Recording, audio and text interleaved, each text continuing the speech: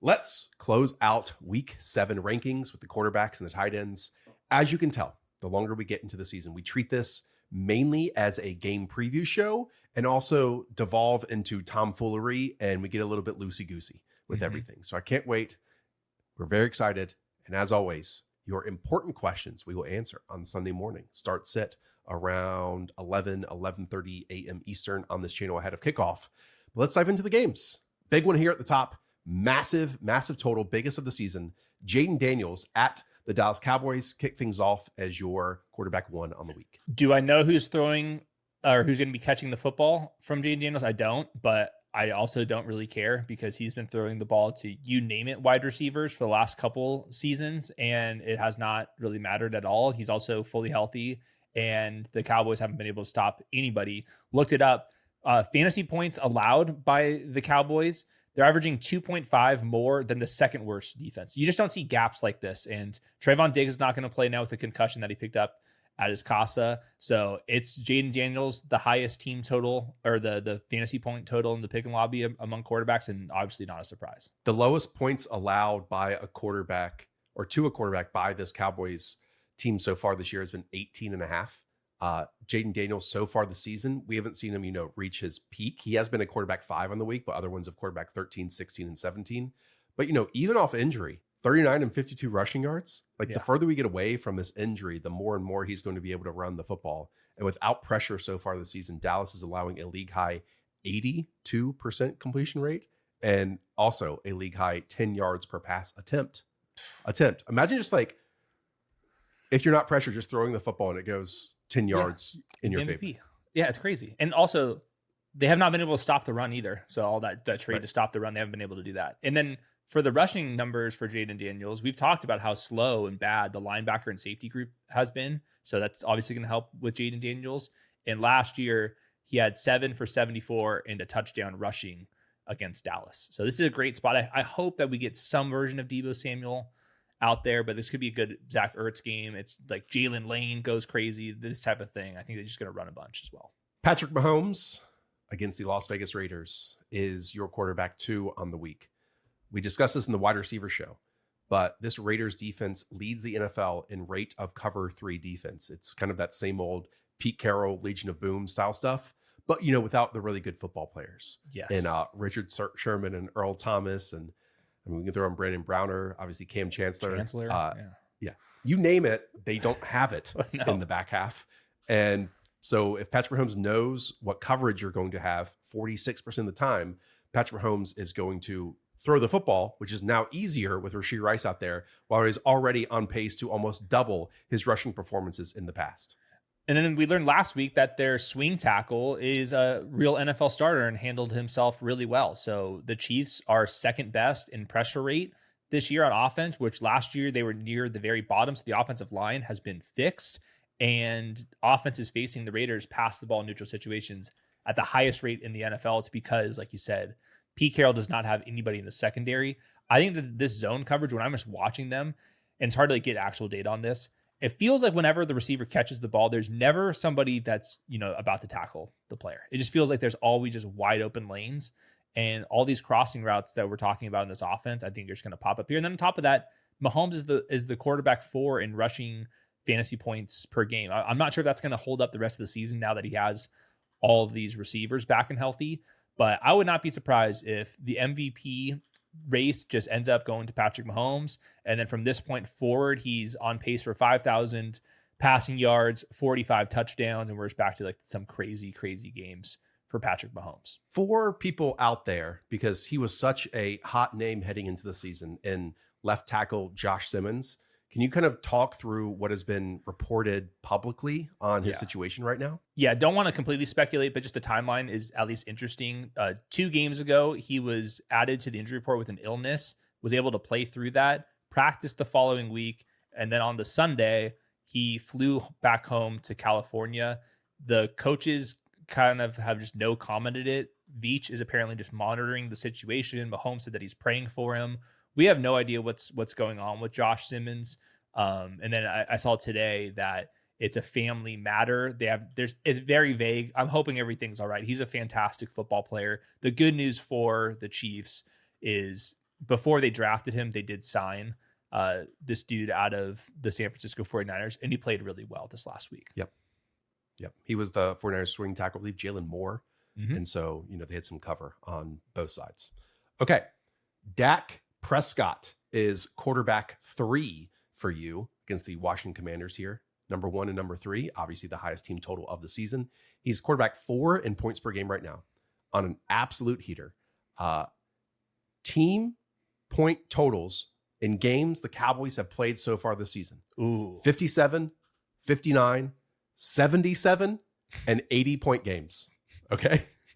That's all basically at this mark or even higher of what this game is projected to play. And he also gets CeeDee Lamb back. Yeah, he gets CeeDee Lamb back. Last week, he finally got his left tackle and left guard back. And then Tyler Booker, their first-round right guard, he's at least practicing this week. I'm not sure if he's actually going to play. But he's the quarterback 4 per game, despite having his all-pro wide receiver and then more than half of his offensive line. That's how good he's been playing. This is just a complete great spot once again. Even in difficult matchups, Dak Prescott is the difficult matchup for the other defense. It's not the other way around, and their defense can't stop anybody. So welcome to the Cincinnati Bengals from last year. And Dak Prescott is playing like an MVP candidate. Like, that is not an exaggeration. He's not going to win it because the team's not going to win enough games. But on tape and the production, he's one of the best quarterbacks in the NFL. Absolutely love that. Commanders also allowing a league high 13 yards per completion. Big onion hanger for you. Quarterback 9 in consensus rankings. Quarterback 4 is Justin Herbert against the Indianapolis Colts. Why don't you make the joke once again that me and you are playing corner here for the Colts?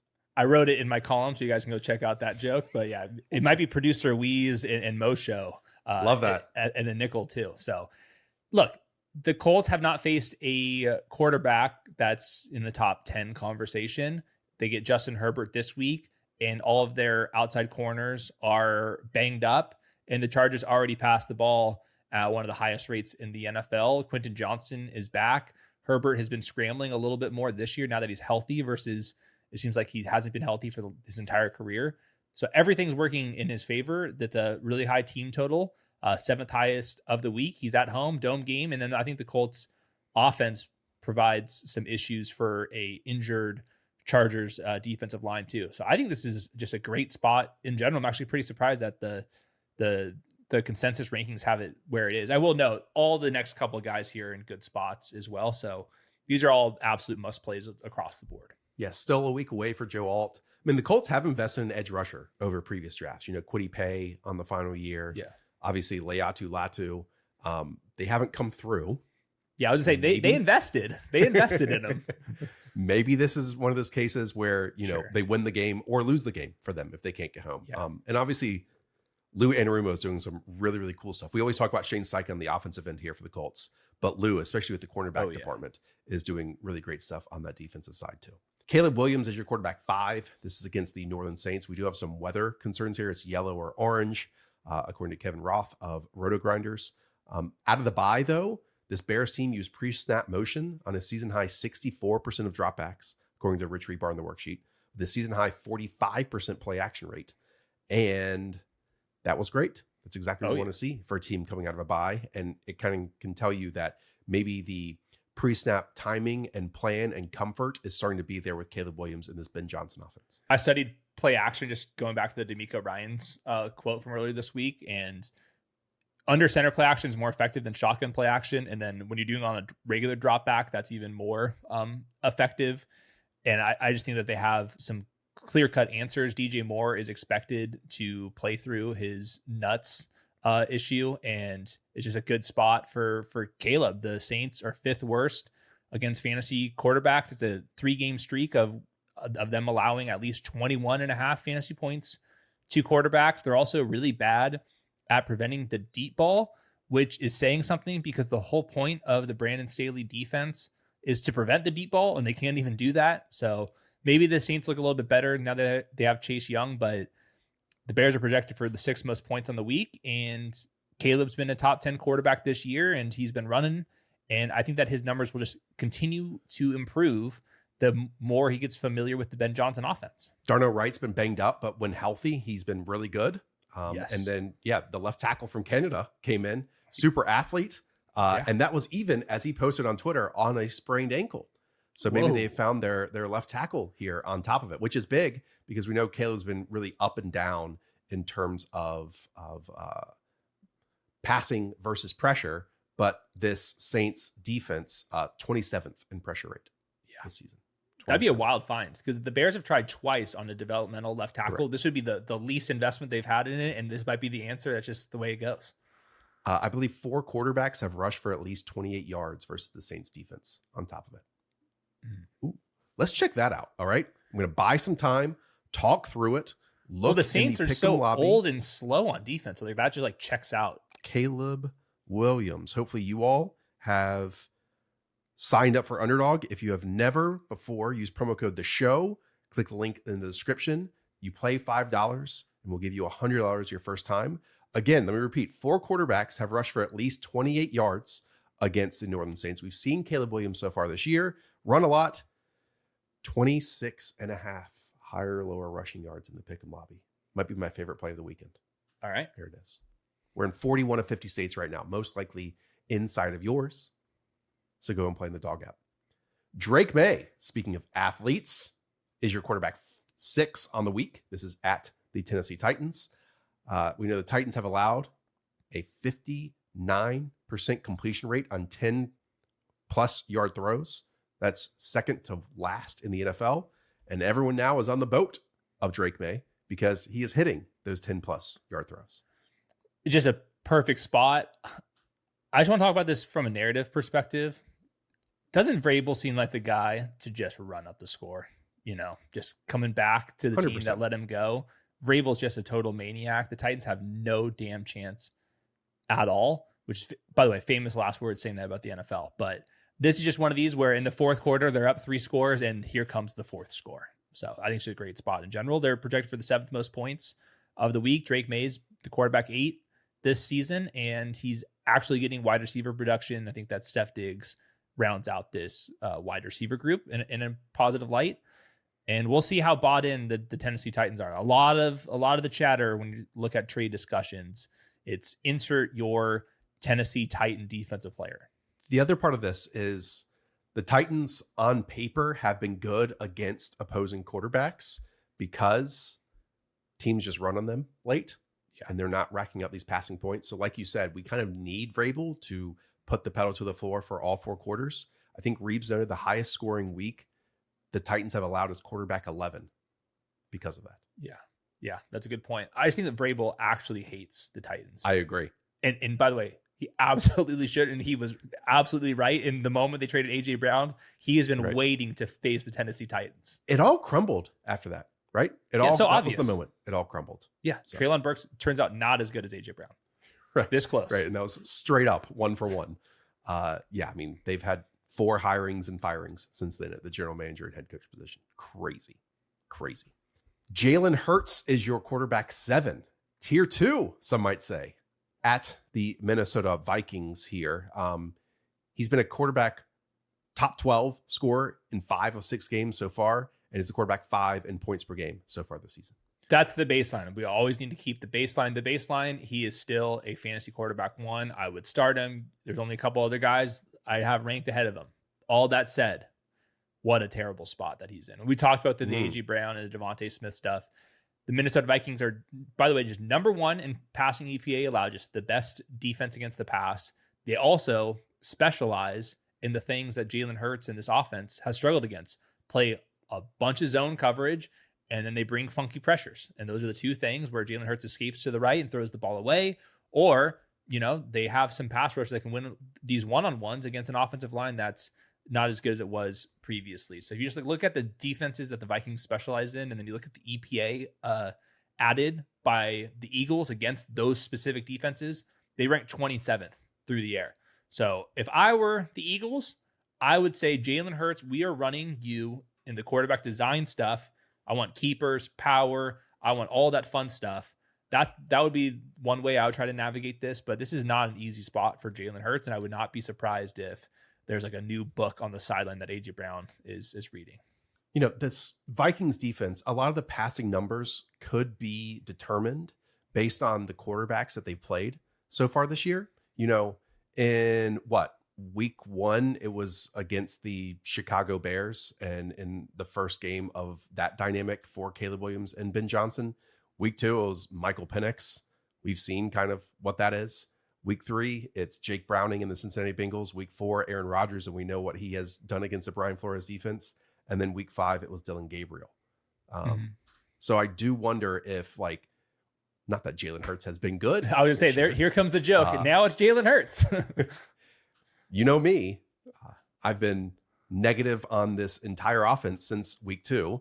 Eagles fans gotten very frustrated with that. And now Eagles fans are very frustrated with this offense through week 6. But I'm just not quite sure if it's as good as the numbers are saying, let's say, for the Vikings secondary, because the run defense has been way worse than it has been the last 2 years. For sure. Yeah, this is probably gonna be the game that I'm like most curious about on like an all 22 basis. Like, what the hell is going on? I think there's lots of things to learn, and I think this is a good barometer. How much faith should we have in this offensive coordinator moving forward? Because it's very clear right now what the problem is going to be. It's very Brian Johnson-esque right now. It is. Where is he at right now? I have no idea. I won't even look. It's not even worth it. Probably UCLA. We always talk about Justin Fields being a runner and getting these rushing points for us. Obviously, Jalen Hurts still leads the position with 8.3 rushing points in fantasy right now per game. Okay, let's talk about your quarterback 8. That is Baker Mayfield at the Detroit Lions. He hasn't had any like huge spike weeks. He has one of quarterback 6, but he is living in this territory of quarterback 8 through quarterback 12 with a low of quarterback 15 so far this year. So he's been incredibly consistent despite everything around him, from offensive linemen, wide receiver injuries, running back injuries, being incredibly inconsistent. It's just two beat up offenses versus defenses here in this one. Mike Evans going to be probably a limited version of himself, but that's somewhat refreshing that he's actually back out there. The Lions aren't going to have Brian Branch because of suspension. They have a bunch of starting outside corners who are injured. Offenses facing this Lions defense choose to pass the ball at the 3rd highest rate in the NFL because their defensive line is very good. And I think they're getting Aleem McNeil back on top of that too. So more incentive just to pass the ball like crazy. And whenever Baker Mayfield gets in these drop back games, you get the downfield passes, but you also get these crazy scrambles. So I think this is going to be one of those situations where Baker's just going to have to get it done. I think that we're waiting for the game where he has 2 or 3 interceptions. That could easily be this one, but he's been such a fighter, and interceptions don't really scare me in fantasy. Sometimes they actually allow you to have like some pretty monstrous second halves. So the sample size is way too big to have doubts on Baker Mayfield at this point. It's multiple years. Reeves noted that the Lions have allowed 3+ passing scores in 3 of their last 4 games too. Okay, on the opposite end, Jared Goff is your next quarterback. This would easily be his highest scoring outcome of the season so far. I mean, let's say of the last 4 games, right? Mm-hmm. He did have a quarterback 1 week in week 2 against Chicago Bears, but last 4 games, quarterback 23, 22, 13, and 18. But we know this Bucs defense gets torched by play action passes. Again, what we can see is under center play action, ripping those digs over the middle of the field like Mac Jones did against this defense. And Jared Goff is, a tick above that, let's say. Some are saying, yes. Lions are first in projected points, up at 29. They're at home.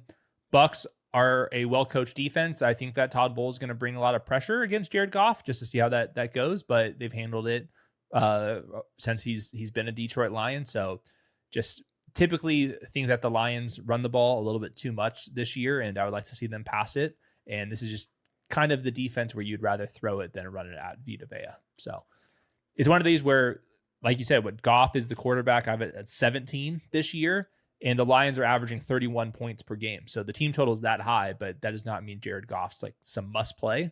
But I think there's some reasons to fire him up. And I think one of the big ones is that Tampa Bay might be able to put a lot of points up against the secondary. Yeah, and this really might be a playoff preview on top of it, maybe even an NFC Championship preview on top of it. So it's going to be a great, great game to watch. Okay, Jordan Love, your quarterback 10. This is at the Arizona Cardinals. Again, from the worksheet, the Packers and Cardinals, shockingly, especially the Packers here, are among 4 teams without an offensive touchdown from outside of the red zone so far this year. So we know like so many of their scores are Josh Jacobs or Tucker Kraft, but that is, and they're getting Christian Watson back, but that is, a Matthew Golden, missed chances down the field, and maybe a lack of explosive juice out of the backfield. I was going to say it's a Matthew Golden stat, unfortunately, which is he's done nothing wrong. Jordan Love's going to have some big games. He also adds nothing as a rusher, and then inside the 10-yard line, they are the most run-heavy team in the NFL. So it's a lot of the drives end up with Josh Jacobs touchdowns, but there's projected for the 5th most points. And I think there's a chance that Jordan Love, could this be the week where he goes for 3 passing touchdowns? I think there's a reasonable chance.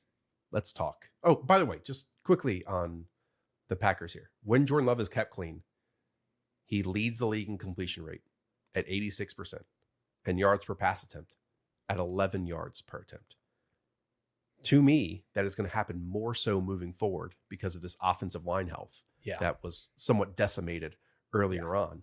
And the other part of Jordan Love not scoring very high, and maybe this Packers team, we haven't totally loved it with our eyeballs, even if you and I are more optimistic than other people are, is that he's only averaging 12.6 dropbacks per game in second halves, which is by far and away last in the NFL so far this season. That's a sign that their defense is good. Like you said, this offensive line has been super injured, and they're still moving the ball well and keeping things up. So if this thing clicks, this thing could really start taking off soon. Just some really positive offensive line injury luck for the Packers when we get to November and December could make them, again, the best team in the NFC. But maybe we're just optimistic. Justin Fields. Let's be more optimistic here, Hayden. Quarterback 11 against the Carolina Panthers. A fun conversation here because he doesn't have Garrett Wilson, and the Panthers have been unreal at stopping run games over the last 2 weeks. They're up to number 2 or number 3 in defensive run game DVOA.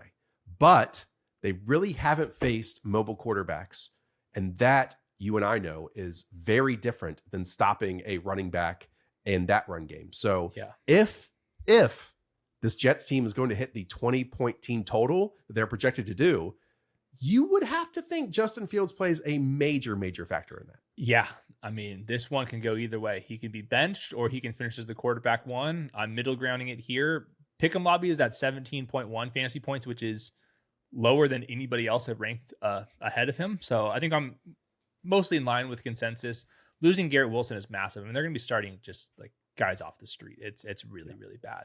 So it comes down to how much do you trust the Panthers linebackers and edge rushers? Because edge rushers have to stop the zone read and they have to read that thing out. And they have some young guys, so it's going to be a big challenge against Justin Fields. And then they keep, releasing linebackers who were starting for them previously. So that's going to be the big test here. I'm not expecting a lot of passing production at all, but he also doesn't need that to finish as a low-end quarterback 1. My thought is they play a lot of single high and get Trayvon Moehrig almost at the line of scrimmage or very, very close to the box.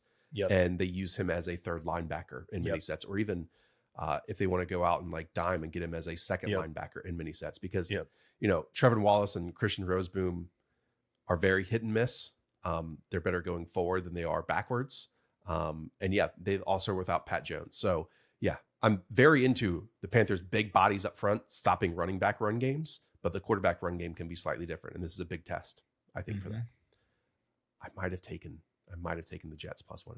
I'm sure you guys have all heard about Harry's. For me, I know I use their body wash, spring scented. Also the beard and face wash as well. These are my go-tos on a daily basis, but we also need razors, don't we? And for many people out there, you look online, you look in the drugstore, you see, $30 for 8 refills. I mean, that's a total scam. Instead, you need to be trying Harry's Plus. I mean, there's all these things I could talk about with Harry's Plus, but this one caught my attention. They own their own world-class blade factory in Germany. The same facility has been perfecting blade making for over 100 years. I mean, they get to control the entire process here. It's a smooth, clean shave on top of everything. So again, if you've been searching for razors or thinking of changing the one that you use, for a limited time, our listeners can get the Harry's Plus trial set for only $10 at harrys.com/the show. The set includes the all-new Harry's Plus razor, one refined 5-blade cartridge, a 2-ounce foaming shave gel, and a travel cover to protect your blades on the go. Just head to harrys.com/the show to claim this offer. And after you purchase, they'll ask you where you heard it from. Please support our show and tell them that we sent you. Matthew Stafford, quarterback 12. In one of my home leagues with my college buddies that have never won, I had to decide between Matthew Stafford and Sam Darnold in the week. And I went with Stafford in Wembley against the Jacksonville Jaguars. Losing Puka is tough, but that's why you have Devontae Adams out there waiting for official offensive line news for the Rams. They've been on the injury report the entire season. Jacksonville's defense has been very opportunistic. I don't think you have the full version of Walker as the second edge rusher, and all those funky looks that Jacksonville has been showing off. I just think it's a little bit more challenging when you got McVay and Stafford, who have more or less seen it all multiple times. So Rams are still 10th in projected points.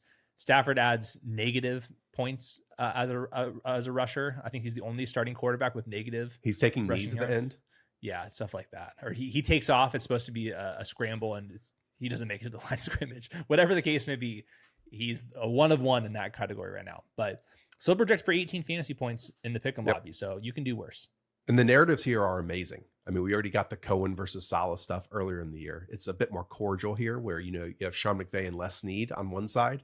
And the opposite side, it's Liam Cohen and James Gladstone. I mean, the two proteges in many ways.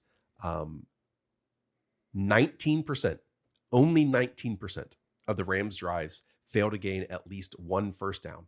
That's the best rate in the league. The league average is 31.3%. And we already know that Devin Lloyd is out of this game too. Yeah, that's big for the Jaguars. And he's been playing at like a near defensive player of the year caliber. He's had a bunch of turnovers for them, for a team that is leading the NFL in turnovers at this moment. And Stafford is using play action 30% of his dropbacks, 4th highest rate. And against play action, the Jaguars are bottom half to bottom third of the league. So I like Stafford in this one. I know we can get these weird early Sunday games over in London, and the Jaguars as a franchise have a lot of experience doing that, even if this regime doesn't. But this is one of those weeks where it's either going to be like multiple Kyren Williams rushing touchdowns, which is difficult against this Jacksonville front, or it's Matthew Stafford to Devontae Adams. And because, I mean, the Jaguars are still trying to figure out how to replace Tyson Campbell, even if Tyson Campbell was allowing a whole bunch of receiving yards. Yeah, definitely. And also the LA to London, that's really far. That's really far. They might go over, Moscow and go the other way around the world. Do you gain a day by doing it that way? It's like time travel. I don't know. All I know is I've done it before and it sucked. Bo Nix leads off tier 3. Big Broncos versus Giants brawl here. Giants only allowed 2 quarterback 1 weeks on the season. Those have been to Dak Prescott and Jalen Hurts. Again, the only top 12 quarterback scoring weeks. They've also faced Jayden Daniels, Patrick Mahomes, Justin Herbert this season. So can Bo Nix, he's on the borderline for you with that. Yeah, I don't love the spot because I don't think the Giants offense is going to be able to put up that many points against Bo Nix and kind of threaten them. And that said, for the Giants have just been really struggling on defense. They have some stud edge rushers, but their secondary is still kind of figuring things out. And they play a lot of man coverage without a lot of star talent at corner. So that's where you're kind of hoping the Bo Nix stuff just connects with Courtland Sutton down the field. I went deep diving into his numbers. They're actually fairly similar to last year. It feels a lot worse. The big difference is on these big bootlegs where he's getting ready to throw the ball down the field. He hasn't hit those yet. In previous years, he did. That's kind of the only difference. But the scramble rates and all that type of stuff, it's largely the same. It's really just we have not seen those splash plays. And that does make me a little bit nervous that teams are all right, we got the Broncos this year. Let's make sure we study that in the offseason. We have a plan against that. And teams are starting to see that coming. And it's on him to kind of develop the rest of the game. Yeah. And I do feel like we haven't gotten as much rushing from him. I mean, his high for the season is 33 yards, a lot of 20 to 18 rushing yard performances. He's still avoiding sacks at a high rate. He doesn't take them, but his numbers versus pressure are tough. And it's always what we talk about, finding the Goldilocks zone of his movement. And he just hasn't been able to do that so far this year. Okay. Daniel Jones is your quarterback 14. This is at the Los Angeles Chargers. Patrick Claybon brought this up this week, that Daniel Jones this season already has 8 completions of 20 plus air yards. Last year, he only had 8 completions of 20 plus air yards in 10 games. So we know what this offense is doing, albeit he made some good throws last week. We also saw a couple of the warts in terms of like turnover worthy plays, throwing them directly over to the Cardinals. Yeah, he's going to be a little bit more up and down the rest of the way than what he started out to be. No Josh Downs. Hurts in a game where it's going to be a lot of like underneath throws. Zone coverage. But so they still have so many answers. It really just comes down with Daniel Jones is at the goal line. He has quarterback sneak ability. And we've seen that he actually has a lot of quarterback sneak conversions. But aside from that, you're just not going to get the explosive downfield pass against the Chargers very often. It's just how they want to play their defense. So more dinks and dunks, maybe a little bit more Daniel Jones rushing. We haven't seen Daniel Jones chasing very many points, and he can do that. We have not seen that because why would you need to if everything else is working? So maybe we get a little bit of a bonus there. Actually, I like him more than Bo Nix. So okay. Yeah, let's switch that. Just thinking through it. Anything on the fly that you want to change, just let me know. It's a lot of zone that the Chargers are going to play. And with no Josh Downs, that is going to hurt. So I would expect a whole bunch of Michael Pittman and Tyler Warren. Yeah. Mac Jones, quarterback 15. What an arc. This is against the Atlanta Falcons. Falcons this year, 7th in pressure rate. Lead the NFL in blitz rate. Kyle Shanahan, Mac Jones, all week long. Replace the blitz over the middle of the field. And I expect we see a whole bunch of that here in week 7. I think one of the ways I'm thinking about the Falcons defense, it feels pretty similar to what the Vikings have been doing, where there's just a bunch of guys at the line of scrimmage. You don't know who's coming, who's dropping into coverage, lots of simulated pressure, lots of like nickel blitzes, and they've just make it very confusing up front. And then they have a ball hawk sitting out there in the middle of the field, Jesse Bates, who could be sometimes a little bit too aggressive, but also can make huge turnovers sitting over the middle of the field. So that's where Mac Jones throws the football. So I think it's just going to come down to, can they figure it out, or just Mac Jones just going to blindly set up the protection pre-snap and just throw into those windows, and hopefully he keeps moving the chains. I will say Niners are 9th in projected points, and this team over the last month, largely with Mac Jones, is number 1 in neutral pass rate. So they've kind of given up trying to run the ball. They don't have like the run blockers right now, and then McCaffrey's more of a better receiver than rusher at this point. So I think there's going to be plenty of dropbacks in this game. And also their defense has just lost everybody. So this might be one of these shootout teams rest of the season. So maybe it doesn't matter as much for this matchup because the Falcons defense is good, but I feel pretty good. If you have a Ricky Pearsall, a George Kittle, like these type of guys rest of the season, I think you're going to be looking pretty good. Okay, next up is CJ Stroud off a bye week facing the Seattle Seahawks. You would like to think, even if there are some underlying numbers out there, that teams are actually worse out of a bye than they are heading into it just immediately after. Some of them lay eggs. This Texans team might be one of those. 19.25 points against the Seattle Seahawks defense. A defense, Hayden, that is at their best on the interior, and the Houston Texans are at their worst on the interior. Yeah, I mean, they're on their worst everywhere. I will even argue. But I agree, and the interior is specifically a problem. They're not going to be able to run the ball. I don't think they're going to really try. I think they're going to just try to pass the ball and see if Reek Woolen's in coverage at the right spot and see if Julian Love is actually ready to go. And that's going to be their avenue to push the ball downfield. So it's still just hard to combat because Stroud only averages just a little bit of rushing points per game, an occasional scramble, but they're only projected for 19 points. You can't have like a huge total for CJ Stroud, even though I think the best way to beat the Seahawks would just be throw it downfield. Sometimes you see a coordinator come in and it looks amazing from week 1. Other times it takes a little bit of time.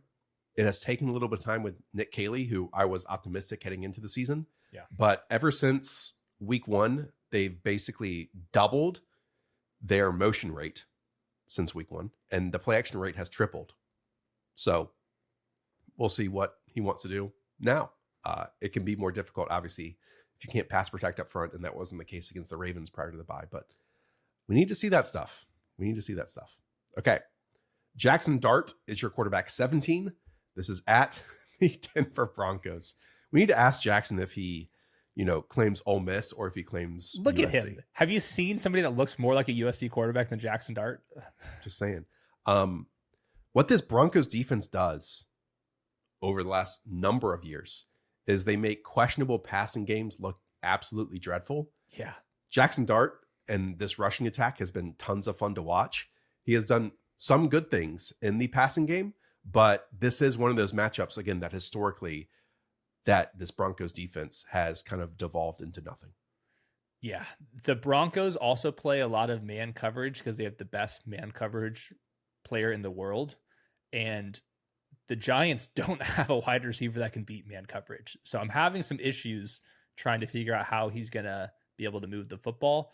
It's going to be as a scrambler and quarterback design stuff. And then you're going to see some of the downfield kind of alert calls and big post routes, and hopefully they can connect on them. I don't know who's going to win their individual matchups here. And on top of that, you get Nick Bonito and company rushing the passer. So yeah, and they've been talking some shit, by the way. Jonathan really Cooper have. and that group have been saying some words here to just reporters about this Giants team. Yeah, I've been noticing that, but I don't know the full story on like why these two teams have beef. Like there's really like no reason that they should, but I'm interested about it. I could probably get, Cam Scatterbo and Jaxson Dart a little bit more juiced up for a game like this. I will say Andrew Thomas versus Nick Bonito is like all pro. That's fun for the all 22 film bros on a Tuesday morning, but this game's not all that interesting. Giants, we've talked about weather on other shows and some of these other matchups. No weather in this game, and they're projected for by far the lowest points at 16 3/4. Like you said, Dart has rushed for more than 50 yards in all three of his starts, but the Broncos held Daniel Jones to 2 yards, Justin Herbert to 6 yards, Jalen Hurts to 3 yards, and Justin Fields to 31 yards. Sam Darnold, quarterback 18 against the Houston Texans. Houston, great edge rushers, fantastic players up front, really good corners too, especially one in particular. They're 5th in the league in pressure rate. When they've gotten pressure, they've allowed a second worst completion rate in terms of 37% to opposing quarterbacks. So this is all about knowing when it's a run, knowing it's a pass, and making Sam Darnold's life hell in the backfield. Yep. I think he's played so well against all that stuff that I feel like they'll be able to sort it out. It's just, they've been so reliant on JSN, and now like the most difficult task is now you have to go against Stingley for that matchup. So it's just a little bit harder. Those big post routes that we've seen JSN connect on, big crossers. Now you got Derek Stingley on your back. So we'll see if they, I would say for both offenses here, the Texans against the Seahawks or the Seahawks against the Texans, I think if either one of these offenses shows out here, I'll be pretty stoked about that. I feel like these two teams are just like, all right, how serious can we trust them in the wild card-ish race? And if either one of these offenses pops off in this one, for me, that would be a very, very big deal. Okay, let's talk about Trevor Lawrence in London. He's going to have to move against this Rams pass rush. They don't have to blitz a lot. They get home. Luckily, he does get Robert Hainsey, his center back, which was a huge part of them playing at a high level this year and maybe not so good this past week. We did see, and we have seen Trevor make things happen on the ground. Even when he falls down, he gets back up and runs in for touchdowns. Tyler Huntley, second half, in one half, 39 rushing yards against this Rams defense. So maybe Trevor needs to get over that 30-yard mark in order for the Jaguars to win this game. Yeah, that would be nice. Trevor's such a weird athlete because he's obviously he's a like great a giraffe. athlete, but he's too big. Yeah, he reminds me of like these NBA prospects that come in when they're like 18. Let's put Trevor ahead of CJ Stroud. I think this is a little bit too low in general. We talked about it with the Brian Thomas numbers in the last show, that the wide receiver ones on the outside since Ahkello Witherspoon has not been out have been phenomenal. And I think that game has a little bit better odds of being a shootout than some of the other quarterbacks that we just mentioned. So want to move them up. Okay, this is how I'm going to play on Underdog this week. It's just a pick two. But like I said, it's the Caleb Williams higher 26.5 rushing yards, and then the Trevor Lawrence higher 16.5 rushing yards. Again, if you've never played on Underdog, we are in 41 of 50 states. We've got drafts, we've got pick'em, we've got champions, we've got prediction markets. We've got it all. So go and play in the Dog app. Click the link in the description down below. Promo code the show. And if you play $5 the first time, we'll give you $100 on top of that. Do you want my pick 'em real quick? Yeah. AJ Brown, lower, 62.5 receiving yards. Cortland Sutton in a good matchup, higher, 54.5 receiving yards. And then JSN, I'm going lower on 17 fantasy points. So that's from the wide receiver show, but a little recap from that show if you have not had time to watch that. Pick 3. Spencer Rattler, quarterback 20. Greg Rosenthal is like a adjacent Saints fan. Yeah. And he says that Saints fans want to see Tyler Shuck. I say, why? I say Spencer Rattler is doing everything that he can to make your team fun and watchable. Go and watch other teams that have won one game this season and see how miserable of a watch they are. And you would be glad, stoked, proud to watch your 1-win Saints organization at this point. For fantasy, he's still the quarterback 30 on the year, though. So well, who cares? Who cares about that game? Honestly, who cares? Bears have been, a walking NFC player of the week defense. Now we've mentioned that they're getting healthier, so I don't think we should be chasing like that level of Bears defense. But yeah, Spencer Rattler, he's got some dog levels. He's willing to hang in the pocket and throw the ball downfield, and he can throw the ball to the perimeter. So eventually they're gonna have to decide if they want to see Tyler Shuck at all, or if that's a complete lost cause. And then they're also big boy decision is going to be, all right, Spencer Rattler might be an NFL starter long term, but what's the exact ceiling here? Are we better off still grabbing one of the top quarterbacks in the draft? So obviously not a discussion for week 7, but he's played himself into that discussion, which is pretty cool. Yeah, I mean, who knows if the Saints are going to be in position to take a quarterback if there's one that's available, and he has done enough to me to like have a second year if it doesn't go according to plan in free agency or trades or the draft. Okay, during the show, we got word that Carson Wentz is going to be the starter for the Minnesota Vikings. What a revenge spot against the Philadelphia Eagles. Technically did win a Super Bowl when he got injured and Nick Foles came in with them. Not to make this about the Eagles, Hayden, but boy, do they have to win this game. Because if that team, based on the offense that they've put out in recent weeks, and all the hints and suggestions that have been reported behind the scenes going on with Philadelphia right now and in front of the camera by some of the wide receivers, if they lose to Carson Wentz, meltdown city. And I might be pulling for it. Just saying. It would be very, very funny if this does happen. I kind of like watching the Carson Wentz offense. It's chaotic, and he's just willing to push the ball down the field, and he takes some pretty hilarious hits. So it's his non-throwing shoulder, and I'm not going to be dinging him for that in this one. He's been fairly effective in his starts, at least compared to J.J. McCarthy. Team total wise, it's definitely below average, though. It's under 21 points despite being at home. So waiting for the final injury report with their offensive lineman, because they have a chance to have. I believe Blake Brandel is starting at center, not Ryan Kelly. Right. Left guard and right tackle, they have a chance to come back. We'll see. So definitely going to track that for Sunday morning. That's just for Superflex, though. There's better streamers than Carson Wentz. Did want to kick it to you. Okay. Bigger discussion. J.J. McCarthy is the emergency quarterback 3. So he's healthy enough. He's already been said he's not. No, he's not. It is, who's the other guy? Brosmer. Brosmer is the backup, and J.J. McCarthy is going to be the third. Interesting. Yeah, no, J.J. McCarthy is the quarterback 3. Right. Yeah. Right. Well, I'm saying that's basically inactive. Yeah. I don't know. I mean, it's an emergency quarterback, so he's inactive.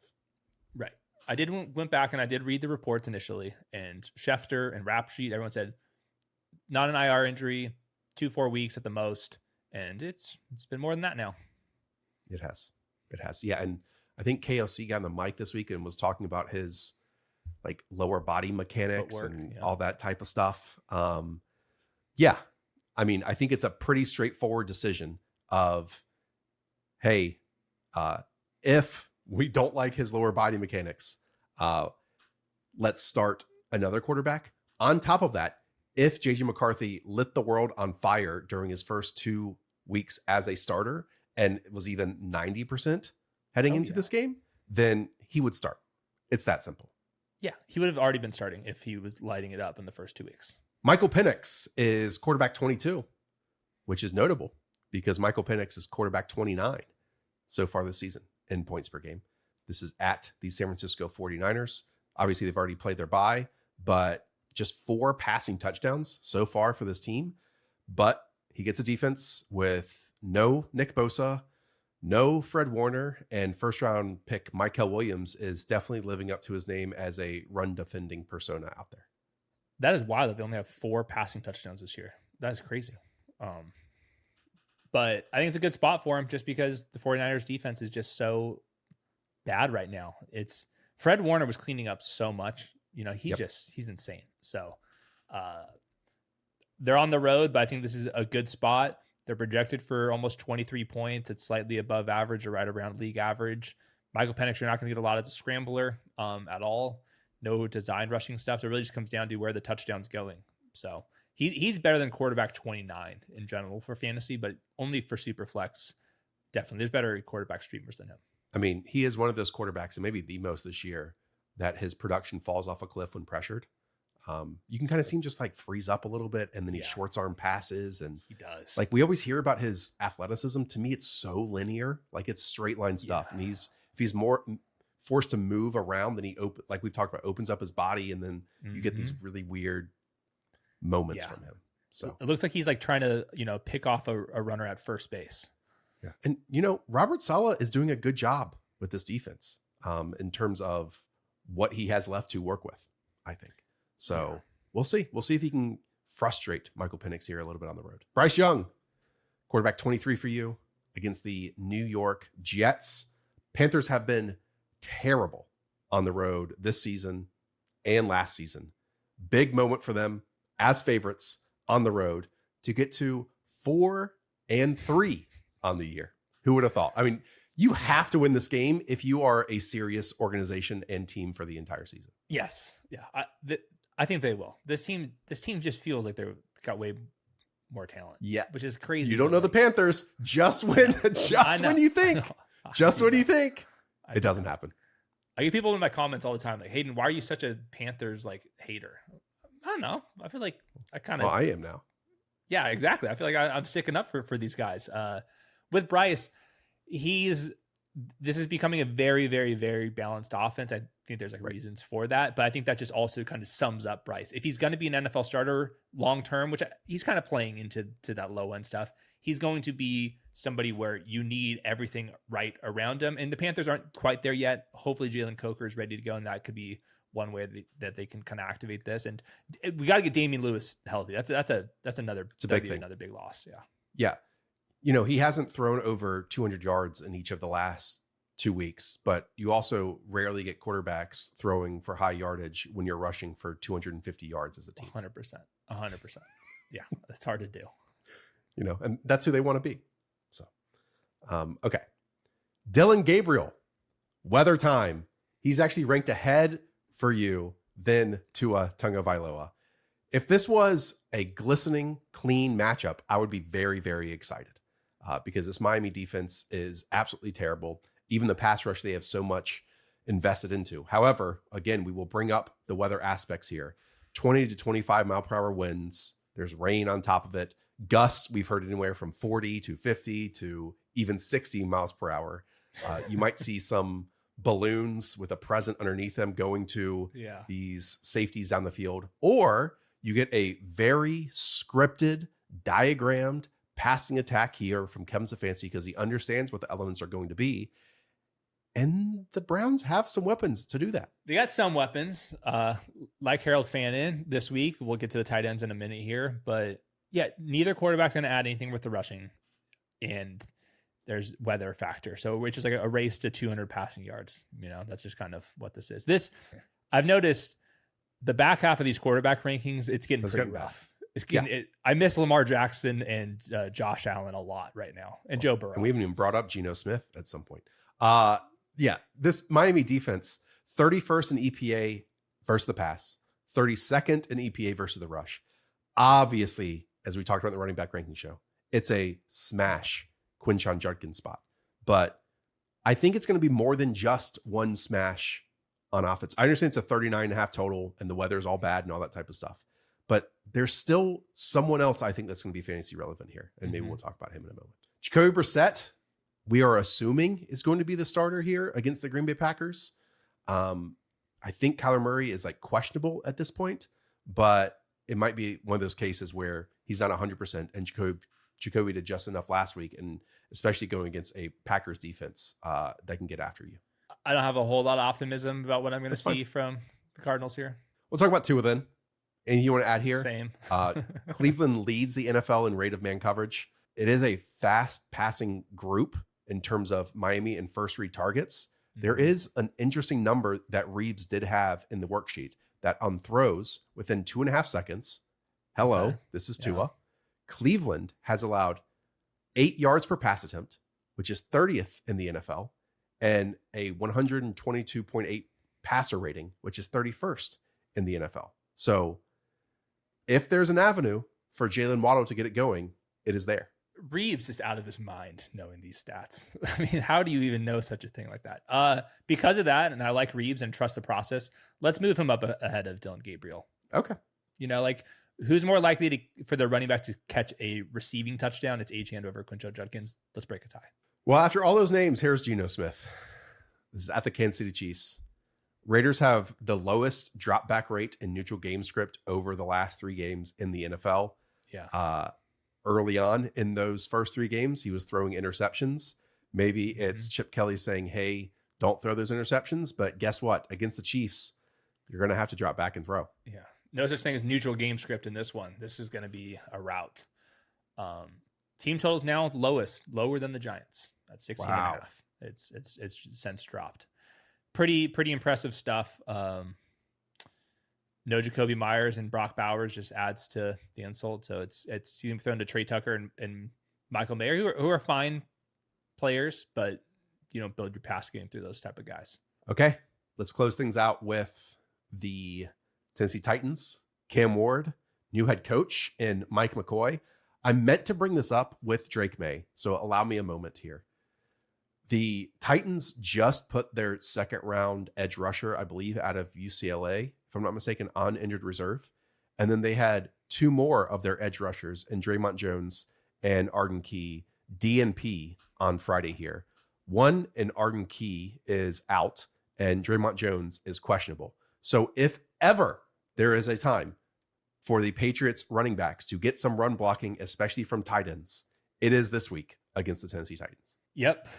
And the top 3 edge rushers are out. Yeah, I know. It would be nice if we can pull it off.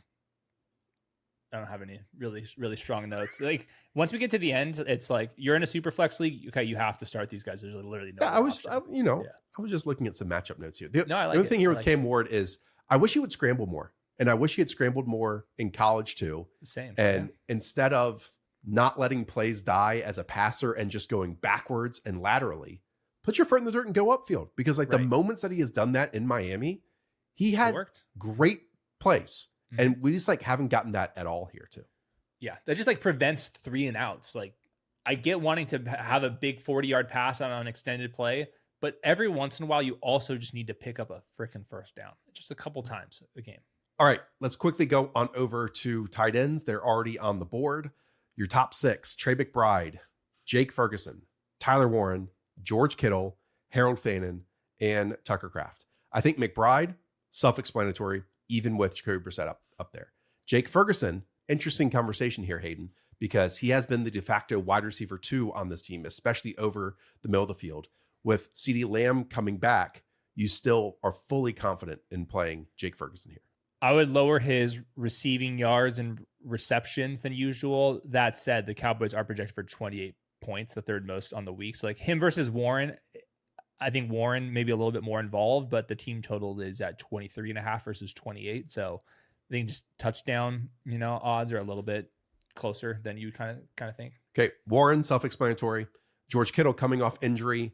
Your confidence level in playing him. Just wanted to note if he's playing, it's a great spot. He did say he fully tore his hamstring, which everyone's like, oh, he's back. Like, look how cool this is that he's coming back. I was like, wait. He fully tore his hamstring.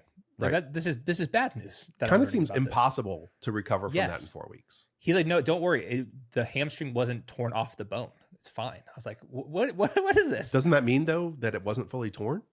If it didn't come off the bone? Either way, everyone's just like, look how awesome this is. And I was just like, whoa. Interesting. All that said, this game's on Sunday Night Football. I'm hoping we have full confirmation that he's going to play. And I think he is most likely to play. Just have a backup plan, whether that's Tonjes. There's a doubleheader on Monday Night Football. You got Kyle Pitts against the 49ers. Just have a backup plan because he says, I'm expecting to play.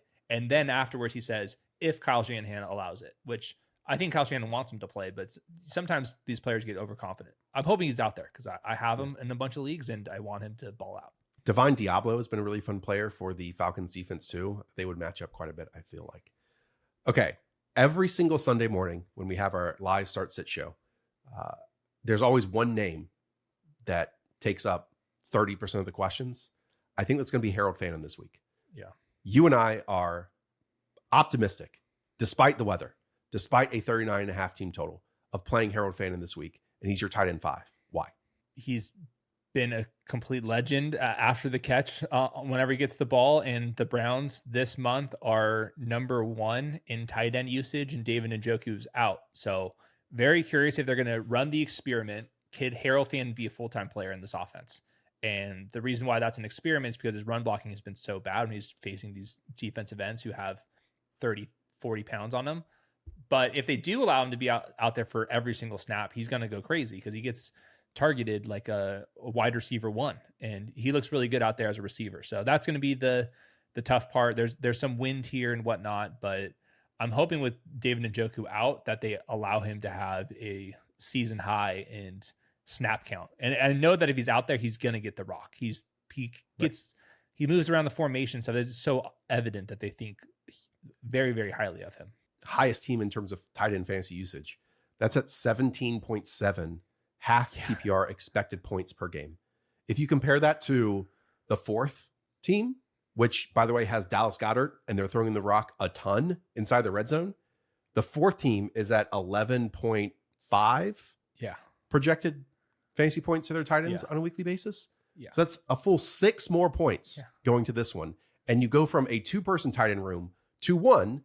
If we know there's going to be weather and you need to look after your rookie quarterback, I wouldn't be surprised if the very first snap is some check and release or tight end screen to Harold Fannin. Yeah. And they just like spam that button over and over again. He also has the shortest ADOT of any pass catcher on this team. So look, I don't expect Dillon Gabriel because there's been a ceiling of 15 yards on his passing game this entire season. Yep. We want Harold Fannin to live in the -2 to 8 yard range. Yep. And I think that's going to happen. And this is like the easiest person to get the football to in this offense. And then on top of all that, Dolphins are allowing the 3rd most yards to tight ends too. So they've been terrible against the run, terrible against receivers, and then also terrible against tight ends. Maybe it's because they don't have anybody. And by the way, I've seen Minka Fitzpatrick just been like, he's been kind of a problem for them too. Yeah. And so again, if you don't want to play a Brown, I understand. If you're scared about the weather, I understand. But we're not telling you to go and start 3 different Cleveland Browns. It's basically, hey, Quinshon Judkins, smash player, right? And then also, there's a difference in just tight ends and comparing their usage and their projected points and which ones matter and which ones don't. To me, I think Harold Fannin can absolutely get there on a team total of how low the Browns are, because you don't have to, you're not competing against 40 other tight ends like you are at the wide receiver position. And this is within the context of, this is just the coaching tree that uses their tight ends like this. This is not like we're just envisioning Brendan Strange going into this new role. It's like, no, like for years, it's always been the tight end in this offense. So now it's just a new one.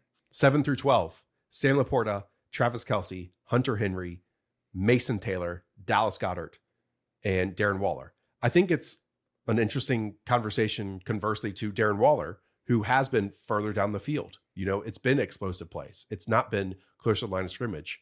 And so while his usage continues to go up, I would have more hesitation playing someone like Darren Waller despite his points per game, even if I do think that Darren Waller could get there too in this one. Yeah, I still like Waller, but not as much. Unfortunately, he's just been dealing with a couple of tough matchups. Like last week, he had the Chargers. This week, Carson Wentz, a Bruin. He's good because I'm saying a Bruin is good at football. Carson Wentz is a total problem out there at linebacker. So that's who he's going to see. 78% routes last week for Waller was nice to see. So there's going to be bigger days for Darren Waller. The team total is really low. And this offense just might be a little bit more balanced because of just the nature of Myles Garrett and whatnot. I think Hunter or Mason Taylor is the most interesting of that group. Because what are we supposed to do? Because last week he got 1 pass. Correct. And then the week before, and basically he had like 20 combined targets in the previous 2 weeks. Yes. And then this week there's no Garrett Wilson, but we just watched Justin Fields go backwards for an entire game. So, I mean, literally negative 10 passing literally yards. went backwards. Yeah. Is this fair? Where would you rank him if you were doing this? I would place him here, if not maybe the highest of. I don't know if I would do the highest because Sam Laporta has been amazing, and then so have Travis Kelce and especially Hunter Henry, I should say. But like Jake Ferguson just wrapped around the safety and the linebacker for a touchdown against this Panthers defense, and it wouldn't shock me at all if Mason Taylor's a leading receiver on the Jets this week. Yeah, I would actually make him the favorite for that. Ooh, to happen. what's his pick 'em He's lobby? at 44.5 receiving yards in the pick 'em lobby last time I checked, which is right next to all these guys. Will he score the touchdown? I don't know. I might take the fantasy points then at 7.75 Okay. because that's basically a touchdown and then 2 receptions get you that. So generally fairly optimistic, not a must play, but No. you can do worse if he's hanging on the waiver wire and then throwing him into your lineup. Then the next one's Michael Mayer, Kate Otten, Zach Ertz, Evan Ingram, TJ Hawkinson, Kyle Pitts, Theo, and Taysom Hill. Michael Mayer is always an interesting one with Brock Bowers out because he's going to be on the field all the time. Yeah, I think he's more of a tight end 1 than a tight end 2, even though he's my tight end 13 in rankings. He's right there. No Jacoby Myers or Brock Bowers last week without them season high 8.3. And Myers played, but he's banged up. They're down almost 2 touchdowns according to the team picks. So he's out there for 83% of the routes. He had a 35% target rate last week. He also got a screen, so he's heavily involved. So I think Michael Mayer is another one of these good options. I might end up moving him ahead of a couple of these other guys too. That is going to do it.